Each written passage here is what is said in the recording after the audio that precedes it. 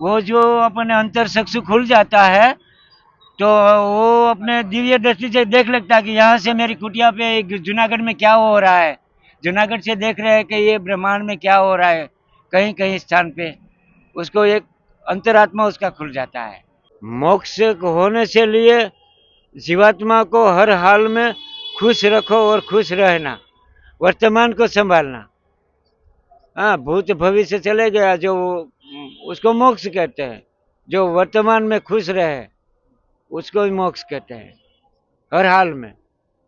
कि सेवा समरण, सेवा करते रहो, कौन जाने क्या रूप में नारायण मिल जाए। क्या अपना लक्ष्य है, अपना काम है, अपना कर्म है, वो करते रहो, क्या रूप में कौन जाने नारायण मिल जाए तो हो जावे, उसका भाग्य खुल जावे। अनुभव दिखावा नहीं होता है, वो स्वयं को करना पड़ता है। हाँ, आप कौन है ये मैं नहीं जान सकता, आप कौन है वो खुद आपको जान सकते हैं। आप कहते हैं कि मुझे इतनी माया सताती है, काम आता है, क्रोध आता है, मोह लगता है, वासना मेरे को, भोग मेरे को सताता है, तो मैं क्या करूं। तो उसके लिए आपको अपने आप को अंदर से जागना पड़ेगा। बाहर से कोई दुकान से मैं क्या खर्च तो है नहीं। गृहस्थों के लिए ऐसा मेरा संदेश है कि जो गृहस्थ में ही भगवान होता है, वहीं भगवान आया है। जैसल तोरल मालदे रूपादे लाखों लोयान जो सब गृहस्थ थे, जलाराम, हाँ, कबीर मीरा जब थे, उसने भगवान मिला क्या। तो जलाराम सब था, वहीं भगवान आया।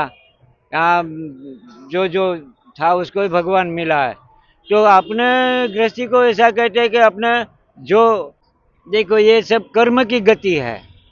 हाँ जी, ये सब अपने अपने कर्म की गति है। उद्धव जी कर्म की गति न्यारी। हाँ, एक माता होवे, एना दो पुत्र होवे, एक लकड़ी बेच के खाता होवे, एक राज करता होवे।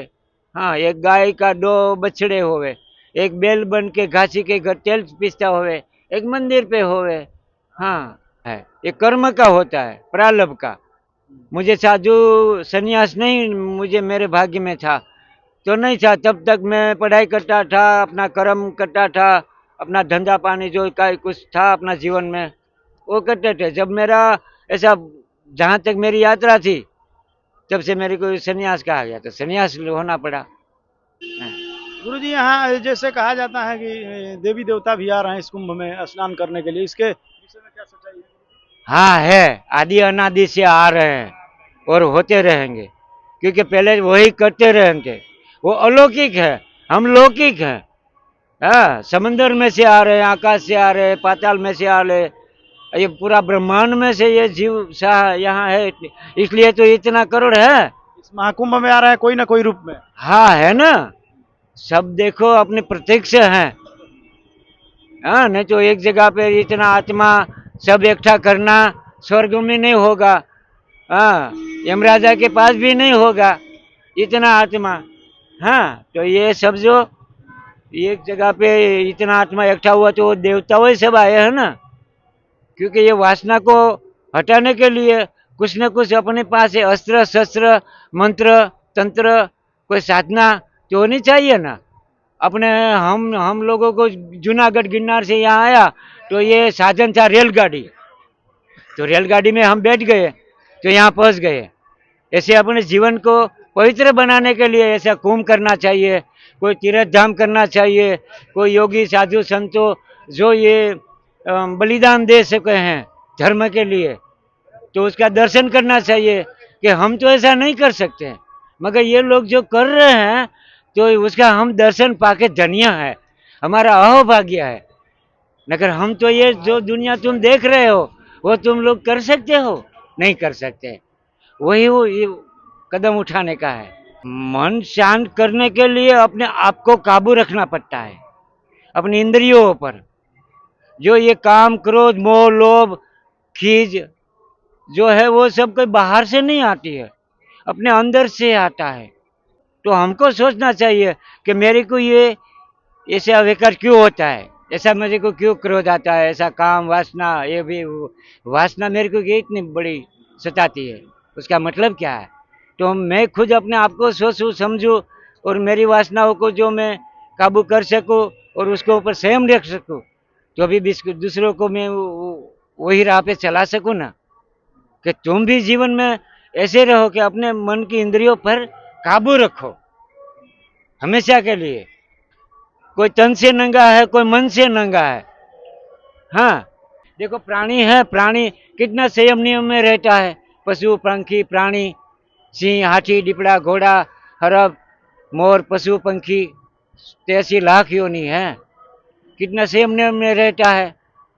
तो हम तो मनुष्य योनि है, हमको तो कुछ संयम नियम तो रहना चाहिए ना। ये मेरा कहना है। घर एक मंदिर ही है। हम लोग सन्यासी 5-10 मिलके गुरु काका भगवान भंडारी पुजारी सब 5-10 साथ रहते हैं। इसी तरह आप प्रेम से रहो, एक दूसरा का जो थोड़ा कर्म हो जावे तो उसको क्षमा करो। हाँ, क्षमा घर में जितना एक दूसरे को क्षमा करना चाहोगे ना, तब बहुत सुखी रहोगे जीवन में। हाँ। नमस्कार दोस्तों, आपका स्वागत है हमारे चैनल धर्म संसद लाइव टीवी पर। जैसा कि आप लोग जानते हैं कि अभी हम लोग प्रयागराज महाकुंभ में हैं। ये जो महाकुंभ लगा हुआ है, इसमें इतने दिव्य संत, गुरुजन, नागा सन्यासी, सिद्ध सन्यासी सब पधारे हुए हैं। ये सिर्फ महाकुंभ में ही ऐसा संभव होता है। और तमाम गृहस्थी, तमाम लोग आ रहे हैं अपने अपने दुख लेके इन गुरुजी लोगों के पास। जैसा हम आपसे वादा किए थे कि आपको महाकुंभ में दिव्य त्यागी तपस्वी महान संतों के दर्शन कराएंगे, गुरुजनों के दर्शन कराएंगे, गुरुजनों का आशीर्वचन सुनाएंगे। इस कड़ी में हम गुरुजी को आपके साथ लाइव कर रहे हैं। आप भावपूर्ण दर्शन करिएगा। गुरुजी महादेव। हर हर महादेव। जय गिनारी, जय गिनारी। जय। गुरुजी आपका शुभ नाम? मेरा शुभ नाम है सरजूगिरी महाराज, थानापति सेक्रेटरी रमणगिरी महाराज का शिष्य है, गुजरात से है हम। गुरुजी आप कितने उम्र के थे तो सन्यासी बन गए? हमारा तो है 20 साल के उम्र के बाद हुआ संन्यास। हाँ। गुरुजी एक तरफ जहाँ देखा जाए तो आज की जो नौजवान पीढ़ी है भोग विलास में व्यस्त है। आपके मन में ऐसा क्या दिव्य भाव आया या पूर्व जन्म का प्रारब्ध था, क्यों बन गए? ऐसा है जीवन में कि एक समझने की बात है। 84 लाख योनि है, एमा 83 लाख योनि है। ये काम कोई करे नहीं, सटा भूखे नहीं मरे। मनुष्य की एक योनि है, काम सब करे, सटा जीवन जीवा माटे प्रयत्न करवा पड़े। હવે 84 लाख योनि है, એમાં છે ને 83 लाख योनि है, એમાં कपड़े कोई नहीं पहने, पशु पंखी प्राणी जीव मात्र है, तो भी ये मर्यादा पुरुषोत्तम में जीवन बितावे, संस्कार में, जीवन में, परिश्रम में, ऋतु के साथ। गुरुजी जहाँ देखा जाए गृहस्थियों को तो उनके पास भोग विलास की जितनी चीजें बढ़ती जा रही हैं, मन उनका शांत होते जा रहा है, तो उनके लिए क्या कहना चाहिए? पीछे से मन शांत करने के लिए अपने आप को काबू रखना पड़ता है, अपनी इंद्रियों पर। जो ये काम, क्रोध, मोह, लोभ, खीज जो है वो सब कोई बाहर से नहीं आती है, अपने अंदर से आता है। हाँ, मुझे प्रेम करना है तो हंसी हंसी खुशी करना, तो सामने वाला हंसी खुशी से प्रेम से कोई ये होगा तो ये क्रोध है, काम है, वो अंदर से आता है, बाहर से नहीं आता है। तो हमको सोचना चाहिए कि मेरे को ये ऐसे अविकार क्यों होता है, ऐसा मेरे को क्यों क्रोध आता है, ऐसा काम वासना, ये भी वासना मेरे को ये इतनी बड़ी सताती है, उसका मतलब क्या है। तो मैं खुद अपने आप को सोचूं समझूं और मेरी वासनाओं को जो मैं काबू कर सकूं और उसके ऊपर संयम रख सकूं, तो अभी दूसरों को मैं वही राह पे चला सकूं ना। कि तुम भी जीवन में ऐसे रहो कि अपने मन की इंद्रियों पर काबू रखो हमेशा के लिए। कोई तन से नंगा है, कोई मन से नंगा है। हाँ, जीवन में तो ऐसी पद्धति होनी चाहिए। देखो प्राणी है, प्राणी कितना संयम नियम में रहता है। पशु पंखी प्राणी, सिंह, हाथी, डिपड़ा, घोड़ा, हरब, मोर, पशु पंखी 83 लाख योनि है, कितना संयम नियम में रहता है। तो हम तो मनुष्य योनि है, हमको तो कुछ संयम नियम तो रहना चाहिए ना। ये मेरा कहना है। गुरुजी चमत्कार होता है, आप इसे मानते हैं? ना, चमत्कार नहीं होता है, अनुभव होता है। चमत्कार यह है दिखावा होता है, अनुभव दिखावा नहीं होता है, वो स्वयं को करना पड़ता है। हाँ, आप कौन है ये मैं नहीं जान सकता, आप कौन है वो खुद आप आपको जान सकते हैं।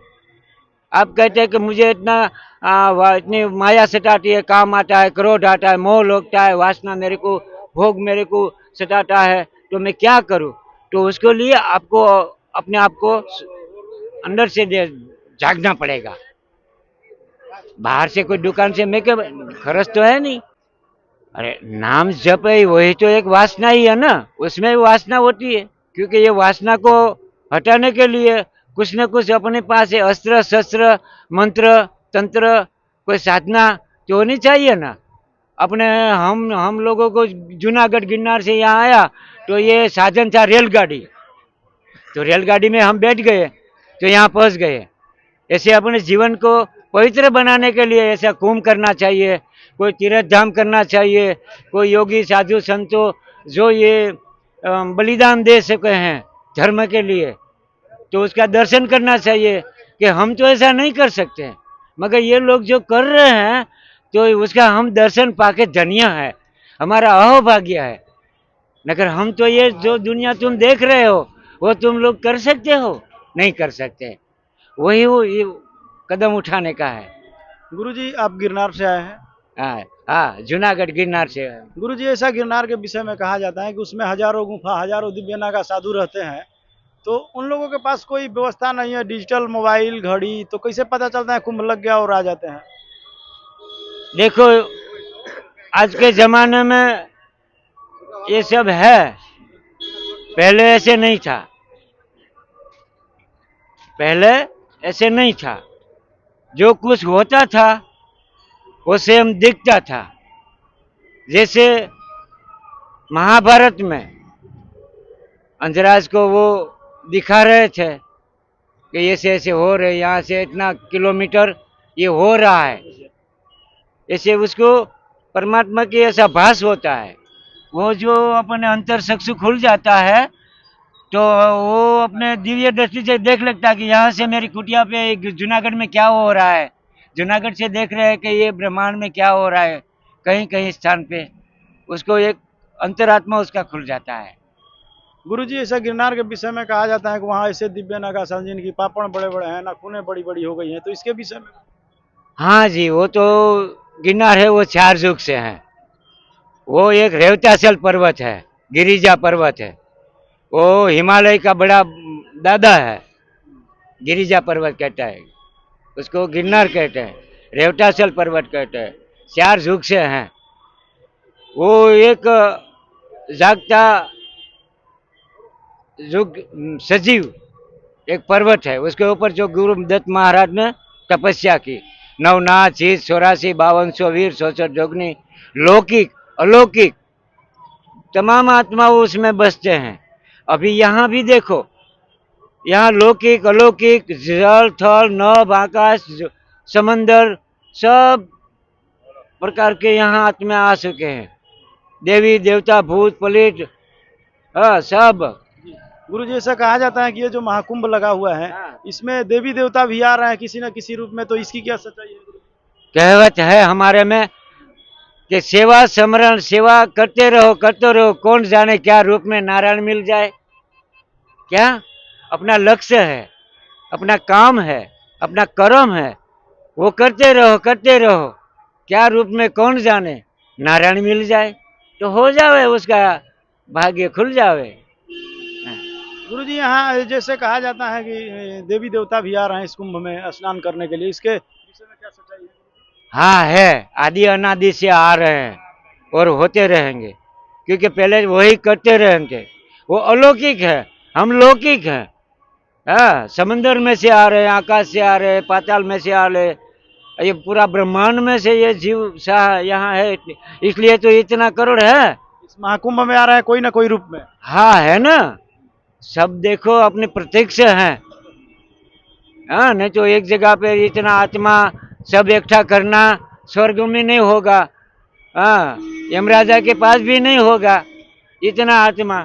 हाँ, तो ये सब जो एक जगह पे इतना आत्मा इकट्ठा हुआ तो वो देवताओं ही सब आए हैं ना, अपने अपने रूप में। गुरुजी भगवत प्राप्ति के क्या उपाय हैं? हाँ हो तो मृत्यु को भी टाल सकती है। भागवत उपाय ऐसा है, परीक्षित राजा ने करवाया था। सर पर डर लगा तो 7 दिन में ऋषि ने श्राप दिया, तो उसका उपाय वो ढूंढने गया। तो गौतम ऋषि, मार्कंड ऋषि, दुधुति ऋषि ने बोला, भाई ये तुम्हारे सर्पदोष है तो तुम्हारे यज्ञ करना पड़ेगा। तो उसने तो पहले तो बहुत सर्प लेके यज्ञ किया था कि ऐसा नहीं करना पड़े। क्यों? तब व्यास सुखदेव था, अष्टवक्र था, तो उन लोगों ने मिलकर उसको भागवत का करवाया कि भगवान विष्णु के मुख से जो मुक्ति कैसे होती है। गुरुजी मोक्ष कैसे होता है, मोक्ष कैसे होगा? मोक्ष होने से लिए जीवात्मा को हर हाल में खुश रखो और खुश रहना, वर्तमान को संभालना। हाँ, भूत भविष्य चले गया जो, उसको मोक्ष कहते हैं। जो वर्तमान में खुश रहे उसको ही मोक्ष कहते हैं, हर हाल में। देखा जाता है गृहस्थों में कि जो जितना पापी भ्रष्टाचारी हैं वो धनी होते जा रहा है, वो आगे बढ़ते जा रहा है, और जो दिन रात पूजा में लगे हुए हैं वो सोचते हैं कि हमारा भगवान क्यों नहीं सुन रहे हैं, जो भक्ति में लगे हुए हैं। देखो ये सब कर्म की गति है। हाँ जी, ये सब अपने अपने कर्म की गति है। उद्धव जी कर्म की गति न्यारी। हाँ, एक माता होवे एना 2 पुत्र होवे, एक लकड़ी बेच के खाता होवे, एक राज करता होवे। हाँ, एक गाय का 2 बछड़े होवे, एक बैल बन के घासी के घर तेल पीसता होवे, एक मंदिर पे होवे। बदलाव होता है, ये कर्म का होता है, प्रारब्ध का। मुझे साधु सन्यास नहीं, मुझे मेरे भाग्य में था तो नहीं था। तब तक मैं पढ़ाई करता था, अपना कर्म करता था, अपना धंधा पानी जो का कुछ था अपना जीवन में वो करते थे। जब मेरा ऐसा, जहाँ तक मेरी यात्रा थी, तब से मेरे को सन्यास कहा गया तो सन्यास होना पड़ा। गुरुजी मन जब अशांत होने लगे तो उसको शांत कैसे किया जाए? अशांत मन को शांत करने के लिए स्मरण शक्ति, ये स्मरण शक्ति गुरु लोग देते हैं। हाँ, गुरुजी भूत प्रेत होते हैं? जो मानो तो गंगा माँ हूँ, नहीं तो बहता पानी हूँ, ऐसा होता है। मगर अभी ये युग में नहीं होता है। ये युग में भूत प्रेत सिद्धि योग तंत्र नहीं चलता है। उसका मतलब ऐसा है कि यहाँ गंगा माँ है। जो पहले भूत इसलिए समझना पड़ता था कि यहाँ पृथ्वी पर गंगा माँ नहीं था, इसलिए परीक्षित राजा ने, उसका परिवार ने बहुत तपस्या किया। कितना कितना 60 पीढ़ी का बलिदान दिया प्रहलाद राजा ने। हाँ, और शैल्य परीक्षित राजा आया, उसने ये तपस्या किया 88,000 वर्ष। तब ये गंगा जी पृथ्वी पर आया और उसका सब पितरों को उसने तर्पण किया, तब उसको मोक्ष दिलवाया। तभी उसने भगवान महादेव को पास मांग लिया कि आज के बाद ये पृथ्वी पर जो कोई जीव कहीं भी होगा, मरेगा तो गंगा जी स्नान किया होगा तो उसको मृत्यु भूत योनि में नहीं जाना पड़ेगा। गुरुजी आज की जो नौजवान पीढ़ी है वो धर्म से विमुख होते जा रही है कि हमको धर्म का क्या जरूरत है, उनके लिए क्या कहिएगा गुरुजी? तो वो अपने आप के लिए कुछ बैलेंस नहीं कर रहे हैं क्या? अपने परिवार के लिए, अपना सब अपने परिवार के लिए कि अपने आने वाली पीढ़ी के लिए कुछ जमा नहीं कर रहे, खो रहे हैं। गुरुजी कुछ लोग साकार मूर्ति की पूजा करते हैं, कुछ निरंकार की पूजा करते हैं, तो इसके विषय में गुरुजी? देखो हरि, इसलिए तो बोलता है ना कि हरि तेरे नाम से 1000, क्या नाम है लखवे कंकोत्री। जो जो अपने अपने मन को भा गया उसको उसको वो उसने संभाल लिया।